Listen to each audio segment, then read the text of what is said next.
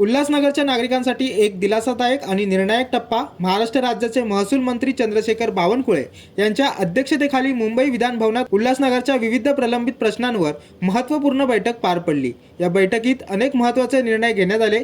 मुद्रांक शुल्क अभय योजनेतील फाईल्स आता उल्हासनगर कार्यालयात उपलब्ध करून देण्यात येणार आहेत, ज्यामुळे नागरिकांना आपली कागदपत्रे पुन्हा मिळवणे शक्य होणार आहे। नगर भूमापन कार्यालयातील रिक्त पदे लवकरच भरली जाणार असून जमिनीच्या मालकी हक्कासाठी जिल्हाधिकारी, UMC आयुक्त आणि SLR ठाणे यांच्या सहभागाने एक विशेष समिती गठीत केली जाणार आहे। याशिवाय जमाबंदी नकाशावर आधारित सर्वेक्षणाचे SOP तयार करून राज्य शासन अहवाल सादर करण्याचे निर्देशही या बैठकीत देण्यात आले आहेत।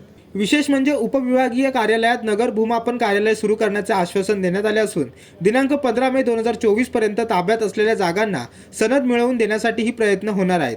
या महत्त्वपूर्ण बैठकीला आमदार कुमार आयलानी, आमदार सुलभा गणपत गायकवाड, भाजपा पदाधिकारी, महसूल विभागाचे अपर मुख्य सचिव, नोंदणी व मुद्रांक महानिरीक्षक, ठाणे जिल्हाधिकारी आणि संबंधित वरिष्ठ अधिकारी उपस्थित होते। उल्हासनगरच्या नागरिकांच्या दीर्घकाळ प्रलंबित समस्यांना न्याय देण्यासाठी आणि शाश्वत समाधानासाठी हा निर्णयात्मक टप्पा ठरणार आहे।